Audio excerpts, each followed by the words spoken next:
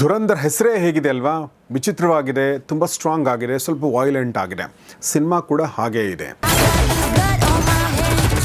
ಇದರಲ್ಲಿ ಮೋದಿ ಸರ್ಕಾರ ಬಂದ ಮೇಲೆ ಮಾಡಿರುವಂಥ ಘಟನೆಗಳನ್ನ ಹೈಲೈಟ್ ಮಾಡಲಾಗಿದೆ. ಹೀಗೆ ಸಾಕಷ್ಟು ಕ್ಯಾರೆಕ್ಟರ್ಗಳನ್ನ ಇಲ್ಲಿ ಹೆಸರುಗಳನ್ನ ಚೇಂಜ್ ಮಾಡಲಾಗಿದೆ. ಬಟ್ ಗೊತ್ತಾಗುತ್ತೆ ಇದು ಯಾರ ಕ್ಯಾರೆಕ್ಟರ್ ಅಂತ.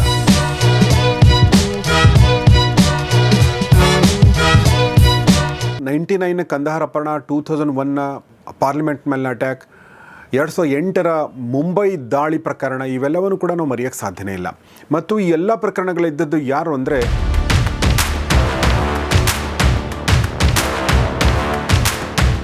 ಸಿನಿಮಾ ಮಾಡರ್ನ್ ಭಾರತದ ಭಯೋತ್ಪಾದಕ ಇತಿಹಾಸವನ್ನು ತಿಳ್ಕೊಳ್ಬೇಕಂದ್ರೆ ಖಂಡಿತ ನೋಡಲೇಬೇಕು.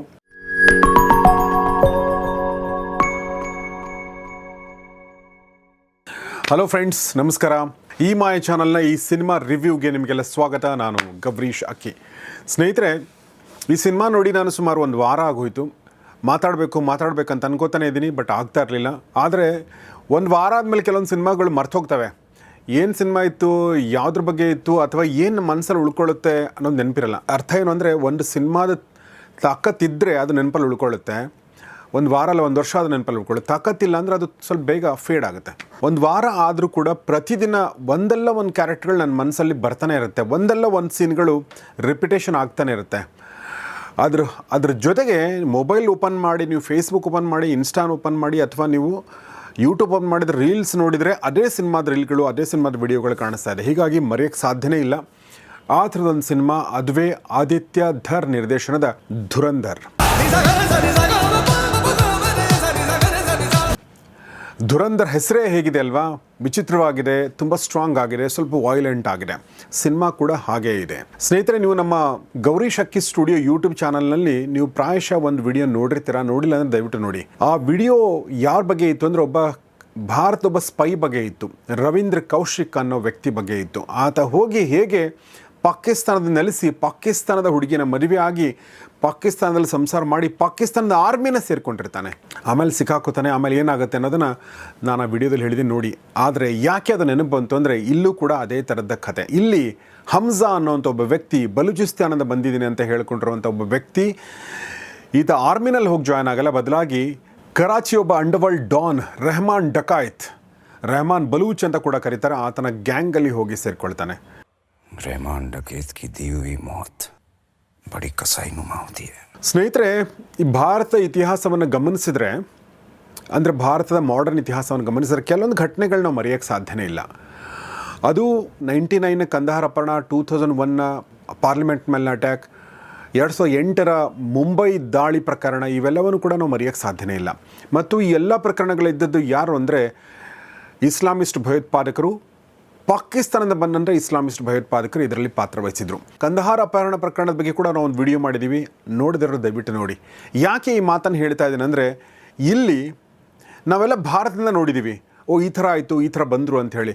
ಆದರೆ ಪಾಕಿಸ್ತಾನ ಸೈಡ್ ಏನಿದೆಯಲ್ವಾ, ಪಾಕಿಸ್ತಾನದಲ್ಲಿ ಯಾರು ಮಾಡಿದರು, ಪಾಕಿಸ್ತಾನದ ಒಂದು ವರ್ಷನ್ ಇರುತ್ತಲ್ವಾ, ಪಾಕಿಸ್ತಾನದಲ್ಲಿ ನಿಂತು ನೋಡಿದರೆ ಹೇಗೆ ಅನಿಸುತ್ತೆ ಇದು ಅನ್ನೋದನ್ನು ಈ ಸಿನಿಮಾ ಮೂಲಕ ತೋರಿಸಲಾಗಿದೆ. ಅದು ಒಬ್ಬ ಭಾರತೀಯ ದೃಷ್ಟಿಕೋನದಿಂದ.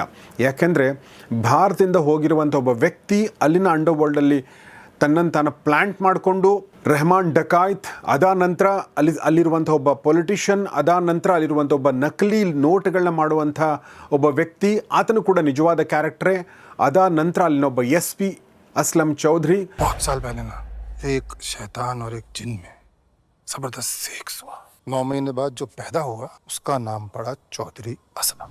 ಹೀಗೆ ಎಲ್ಲರ ಮಧ್ಯೆ ಇದ್ಕೊಂಡು ಹೇಗೆ ತನ್ನ ಕೆಲಸವನ್ನು ಮಾಡ್ತಾನೆ, ಹೇಗೆ ಭಾರತದ ಪರ ಹೋರಾಟ ಮಾಡ್ತಾನೆ ಅನ್ನೋದನ್ನು ಕಥೆಯಾಗಿ ಹೆಣೆಯಲಾಗಿದೆ.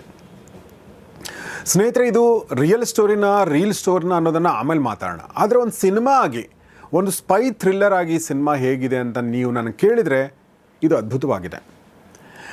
ಇದು ಎಷ್ಟೊಂದು ನಿಮಗೆ ನರ್ವ್ ರೆಂಚಿಂಗ್ ಆಗಿದೆ. ಇದು ಎಷ್ಟೊಂದು ನಿಮಗೆ ಕಷ್ಟ ಕೊಡುತ್ತೆ ಅಂದರೆ, ಕೆಲವೊಂದು ಸೀನ್ಗಳನ್ನ ನೀವು ನೋಡೋಕ್ಕಾಗಲ್ಲ. ಕೆಲವೊಂದು ಸೀನ್ಗಳು ಬಂದಾಗ ನೀವು ಕಿವಿಯಲ್ಲಿ ಬೆರಳಿಟ್ಕೋಬೇಕನ್ಸುತ್ತೆ, ಯಾಕೆಂದರೆ ಆ ಕಿರ್ಚಾಟ ಕೇಳೋಕ್ಕಾಗಲ್ಲ.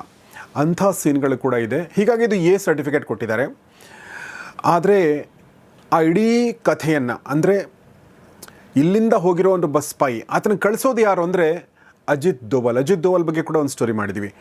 ಅಜಿತ್ ದೋವಲ್ ಕ್ಯಾರೆಕ್ಟರ್ ಇಲ್ಲಿ ಅನಿಲ್ ಸನ್ಯಾಲ್ ಅಂತ ಆಗಿದೆ. ಹಾಗೆ ಕ್ಯಾರೆಕ್ಟರ್ಗಳ ಹೆಸರುಗಳನ್ನ ಚೇಂಜ್ ಮಾಡಲಾಗಿದೆ. ಹೀಗೆ ಸಾಕಷ್ಟು ಕ್ಯಾರೆಕ್ಟರ್ಗಳನ್ನ ಇಲ್ಲಿ ಹೆಸರುಗಳನ್ನ ಚೇಂಜ್ ಮಾಡಲಾಗಿದೆ. ಬಟ್ ಗೊತ್ತಾಗುತ್ತೆ ಇದು ಯಾರ ಕ್ಯಾರೆಕ್ಟರ್ ಅಂತ. ನೀವು ಸ್ವಲ್ಪ ಡಿಗ್ ಮಾಡಿದ್ರೆ ಗೂಗಲಲ್ಲೇ ಸಿಗುತ್ತೆ ಯಾರ ಕ್ಯಾರೆಕ್ಟರ್ಗಳ ಹೆಸರನ್ನ ಸಿನಿಮ್ಯಾಟಿಕ್ ಆಗಿ ಏನಿಟ್ಟಿದ್ದಾರೆ, ರಿಯಲ್ ಹೆಸರುಗಳು ಏನು ಅಂತ.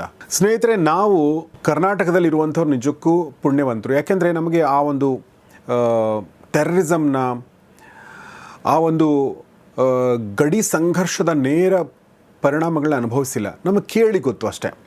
ಆದರೆ ಅದರ ಅನುಭವಿಸಿರುವಂಥ ಲ್ಯಾಂಡ್ಗಳಿದೆಯಲ್ವಾ, ಪಂಜಾಬ್ ಇರ್ಬೋದು, ಕಾಶ್ಮೀರ್ ಇರ್ಬೋದು, ರಾಜಸ್ಥಾನ್ ಇರ್ಬೋದು, ಗುಜರಾತ್ ಇರಬಹುದು, ದೆಹಲಿ ಇರಬಹುದು, ಮುಂಬೈ ಇರಬಹುದು. ಓಕೆ, ಇಲ್ಲಿ ಏನು ಇಂಟೆನ್ಸ್ ಕಥೆಗಳಿದೆಯಲ್ಲ, ಈ ಕಥೆಗಳನ್ನ ಇಟ್ಕೊಂಡು, ಈ ಘಟನೆಗಳನ್ನ ಇಟ್ಕೊಂಡು ಈ ಸಿನಿಮಾನ ಆದಿತ್ಯ ಧರ್ ಮಾಡಿದ್ದಾರೆ. ನೋಡದೆ ಇದ್ದರೂ ದಯವಿಟ್ಟು ಹೋಗಿ ನೋಡಿ ಅಂತ ನಾನು ಕೇಳ್ಕೊಳ್ತೀನಿ.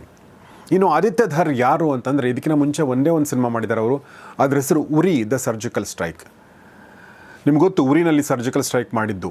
ಸೊ ಅದನ್ನೇ ಇಟ್ಕೊಂಡು ಒಂದು ಕಥೆ ಮಾಡಿ ಸಿನಿಮಾ ಮಾಡಿದ್ದಾರೆ. ಅದು ಕೂಡ ಅದ್ಭುತವಾಗಿತ್ತು. ಈ ಸಿನಿಮಾ ಕೂಡ ಅಷ್ಟೇ ಚೆನ್ನಾಗಿ ಮಾಡಿದ್ದಾರೆ.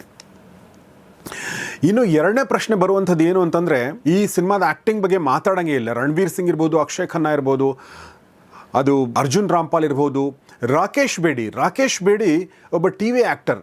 ಟಿ ವಿನಲ್ಲಿ ಕಾಮಿಡಿ ರೋಲ್ಗಳನ್ನ ಮಾಡ್ತಿರುವಂಥ ಆ್ಯಕ್ಟರ್ ಯಾವಾಗಲೂ ಕೂಡ.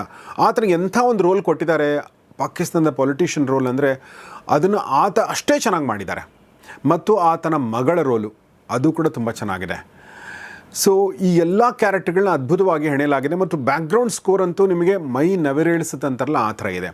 ಸಿನಿಮಾಟೋಗ್ರಫಿ ಕೂಡ ಅಷ್ಟೇ ಚೆನ್ನಾಗಿದೆ, ಎಡಿಟಿಂಗ್ ಕೂಡ ಅಷ್ಟೇ ಚೆನ್ನಾಗಿದೆ. ಆದರೆ ಒಂದು ಅನಿಸೋದು, ಆ ಹೋದ ತಕ್ಷಣ ರಣವೀರ್ ಸಿಂಗ್ ಹಂಸಾ ಕ್ಯಾರೆಕ್ಟರ್ಗೆ ಒಂದು ಜನ ಬಂದು ಏನು ಮೊಲೆಸ್ಟ್ ಮಾಡುವಂಥ ಪ್ರಯತ್ನ ಮಾಡ್ತಾರೆ. ಗಂಡಸರಿಗೆ ಮೊಲೆಸ್ಟ್ ಮಾಡುವಂಥ ಪ್ರಯತ್ನ ಮಾಡ್ತಾರಲ್ಲ, ಅದೊಂದು ಸ್ವಲ್ಪ ಬೇಸರ ಹುಟ್ಟಿಸುತ್ತೆ, ಸ್ವಲ್ಪ ಅಸಹ್ಯ ಅನಿಸುತ್ತೆ. ಏನಿದು ಅಂದರೆ ಒಂದು ಒಪಿನಿಯನ್ ಕ್ರಿಯೇಟ್ ಆಗುತ್ತಲ್ವ, ಅದು ಸ್ವಲ್ಪ ನೆಗೆಟಿವ್ ಒಪಿನಿಯನ್ ಕ್ರಿಯೇಟ್ ಮಾಡುತ್ತೆ ಪಾಕಿಸ್ತಾನದ ಬೀದಿಗಳ ಬಗ್ಗೆ, ಪಾಕಿಸ್ತಾನದ ಆ ಥರ ಸ್ಲಮ್ಗಳ ಬಗ್ಗೆ. ವಿಶೇಷವಾಗಿ ನೀವು 2008ರ ಮುಂಬೈ ಅಟ್ಯಾಕ್ ನಿಮಗೆ ಪ್ರಾಯಶಃ ಗೊತ್ತಿಲ್ಲದೆ ಇರ್ಬೋದು. ನಾನು ಅವಾಗ ಟಿ ವಿನಲ್ಲಿದ್ದೆ. ಆ ಅಟ್ಯಾಕ್ನಲ್ಲಿ ಏನು ಹ್ಯಾಂಡ್ಲರ್ಗಳಿರ್ತಾರೆ, ಅಂದರೆ ಪಾಕಿಸ್ತಾನಲ್ಲಿ ಕೂತ್ಕೊಂಡು ಮಾತಾಡುವಂಥ ವ್ಯಕ್ತಿಗಳು, ಗೈಡ್ ಮಾಡುವಂಥ ವ್ಯಕ್ತಿಗಳು, ಅವರು ಮತ್ತು ಇಲ್ಲಿ ಯಾರು ಕಸಬ್ ಮಧ್ಯೆ ಮಾತುಕತೆ ಏನು ನಡೀತು, ಅಜ್ಮಲ್ ಕಸಬ್, ಅದನ್ನು ಹಾಗೆ ಅಂದರೆ ಏನಿದೆಯೋ ಅದನ್ನೇ ಸಿನಿಮಾದಲ್ಲಿ ತೋರಿಸಲಾಗಿದೆ. ಸೊ ಸಿನಿಮಾ ನಿಮಗೆ ಮಾಡರ್ನ್ ಭಾರತದ ಭಯೋತ್ಪಾದಕ ಇತಿಹಾಸವನ್ನು ತಿಳ್ಕೊಳ್ಬೇಕಂದ್ರೆ ಖಂಡಿತ ನೋಡಲೇಬೇಕು. ನಾನು ಹೇಳಿದೆ ನಿಮಗೆ, ಇದನ್ನು ತುಂಬ ಆ್ಯಕ್ಟಿಂಗ್ ಅಂತೂ ತುಂಬ ಚೆನ್ನಾಗಿ ಮಾಡಿದ್ದಾರೆ. ರಣವೀರ್ ಸಿಂಗ್ ಇರ್ಬೋದು, ಎಲ್ಲರೂ ಕೂಡ ತುಂಬ ಚೆನ್ನಾಗಿ ಮಾಡಿದ್ದಾರೆ. ಆದರೆ ಒಂದು ತುಂಬ ಹೈಲೈಟ್ ಆಗುವಂಥ ಕ್ಯಾರೆಕ್ಟರ್ ಯಾವುದು ಅಂತಂದರೆ, ಅದು ಈ ಒಂದು ರೆಹಮಾನ್ ಡಕಾಯತ್ನ ಕ್ಯಾರೆಕ್ಟರ್ ಅಕ್ಷಯ್ ಖನ್ನಾ. ಬೇರೆ ಲೆವೆಲ್ ಆ್ಯಕ್ಟಿಂಗ್ ಮಾಡಿದ್ದಾರೆ. ಸೊ ಸ್ನೇಹಿತರೆ, ಇದು ಸಿನಿಮಾದ ಕಥೆ ಆದರೆ, ಸಿನಿಮಾದ ರಿವ್ಯೂ ಆದರೆ, ಇದರಲ್ಲಿ ಇನ್ನೊಂದು ಆ್ಯಂಗಲ್ ಇದೆ. ಅದೇನೆಂದರೆ, ತುಂಬ ಜನ ಇದನ್ನು ಬಯಕ್ಕೆ ಶುರು ಮಾಡಿದ್ದಾರೆ. ಯಾಕೆ ಅಂದರೆ, ಇದರಲ್ಲಿ ಮೋದಿ ಸರ್ಕಾರ ಬಂದ ಮೇಲೆ ಮಾಡಿರುವಂಥ ಘಟನೆಗಳನ್ನ ಹೈಲೈಟ್ ಮಾಡಲಾಗಿದೆ. ಅಂದರೆ ಮೋದಿ ಸರ್ಕಾರ ಬಂದ ಮೇಲೆ ಒಂದು ಏನು ಯಾವಾಗಲೂ ಬರುತ್ತೆ, ಘರ್ ಮೇ ಘುಸ್ಕೆ ಮಾರಂಗೆ ಅಂತ ಏನು ಹೇಳ್ತಾರೆ, ನರೇಂದ್ರ ಮೋದಿಯವರೇ ಅದನ್ನು ತುಂಬ ಸಲ ಹೇಳಿದ್ದಾರೆ. ಅದನ್ನೇ ಇಟ್ಕೊಂಡು ಈ ಸಿನಿಮಾ ಮಾಡಲಾಗಿದೆ. ಹೀಗಾಗಿ ಒಂಥರ ಇದು ರೈಟಿಸ್ಟ್ ಸಿನಿಮಾ ಅನ್ನೋ ಮಾತುಗಳು ಕೂಡ ಕೇಳಿಬರುತ್ತೆ. ಎಲ್ಲೋ ಒಂದು ಕಡೆ ಆ ಥರ ಡೈಲಾಗ್ ಬಂದಿದೆ. ಅದನ್ನು ಇಗ್ನೋರ್ ಮಾಡಿದರೆ ನೀವು, ಇದು ಒಂದು ಸಿನಿಮಾ ಅಷ್ಟೇ, ಒಂದು ಸ್ಪೈ ಥ್ರಿಲ್ಲರ್ ಅಷ್ಟೇ. ಮತ್ತು ಅದೇ ಥರ ನೋಡಿದರೆ ಇದೊಂದು ಬ್ರಿಲಿಯಂಟ್ ಸಿನಿಮಾ ಅನ್ನೋದು ಗೊತ್ತಾಗುತ್ತೆ ನಿಮಗೆ. ಸೊ ಸ್ನೇಹಿತರೆ, ಈಗ ರೈಟಿಸ್ಟು ಲೆಫ್ಟಿಸ್ಟು ಅಂದರೆ ರೈಟಿಸ್ಟ್ ಬಗ್ಗೆಯೂ ಸಿನಿಮಾಗಳು ಬಂದಿದೆ. ಅಂದರೆ ನೀವು ರೈಟಿಸ್ಟು ಅಂತ ನಾವು ಇನ್ ಕೋಟ್ಸ್ ನೋಡೋದಾದರೆ ಆ ಥರ ಸಿನಿಮಾಗಳು ಬಂದಿದೆ. ಲೆಫ್ಟಿಸ್ಟ್ ಬಗ್ಗೆ ಅವರ ಪಾಯಿಂಟ್ ಆಫ್ ಇಂದನೂ ಸಿನಿಮಾಗಳು ಬಂದಿದೆ. ಸುಮಾರು ಸಿನಿಮಾಗಳು ಬಂದಿದೆ. ಕೆಲವೊಂದು ಓಡಿದೆ, ಕೆಲವೊಂದು ಓಡಿಲ್ಲ. ಅಲ್ಲೂ ಓಡಿದೆ ಅಂದರೆ ರೈಟಿಸ್ಟ್ ಸಿನಿಮಾಗಳು ಫ್ಲಾಪ್ ಆಗಿದೆ, ಲೆಫ್ಟಿಸ್ಟ್ ಸಿನಿಮಾಗಳು ಫ್ಲಾಪ್ ಆಗಿದೆ, ಹಿಟ್ ಕೂಡ ಆಗಿದೆ. ಸೊ ಅದನ್ನು ನಾವು ತಲೆ ಕೆಡಿಸ್ಕೊಳ್ಳೋದು ಬೇಡ. ಬಟ್ ಒಂದು ಸಿನಿಮಾ ಆಗಿ ಅದ್ಭುತವಾಗಿದೆ. ಮತ್ತು ಒಂದು ನೇಷನ್ ಆಗಿ ನಾವು ಅನುಭವಿಸಿರುವ ಈ ನೋವಿದೆಯಲ್ಲ, ಅದನ್ನು ತುಂಬ ಚೆನ್ನಾಗಿ ತೋರಿಸಿದೆ. ಮತ್ತು ನಮ್ಮ ಭಾರತೀಯರ ಮನಸ್ಸಲ್ಲಿ ಭಯೋತ್ಪಾದನೆಯ ಕುರಿತಾದ ಒಂದು ಆಕ್ರೋಶ ಇದೆಯಲ್ಲ, ಅದನ್ನು ತುಂಬ ಚೆನ್ನಾಗಿ ತೋರಿಸಿದ್ದಾರೆ. ಹೀಗಾಗಿ ಇದನ್ನು ನೋಡಿ ಅಂತ ನಾನು ಕೇಳ್ಕೊಳ್ತೀನಿ. ನೋಡ್ತಾರೆ ಈ ಮಾಯೆ, ನೋಡ್ತಾರೆ ಒಳ್ಳೆಯ ಸಿನಿಮಾಗಳನ್ನ. ನಮಸ್ಕಾರ.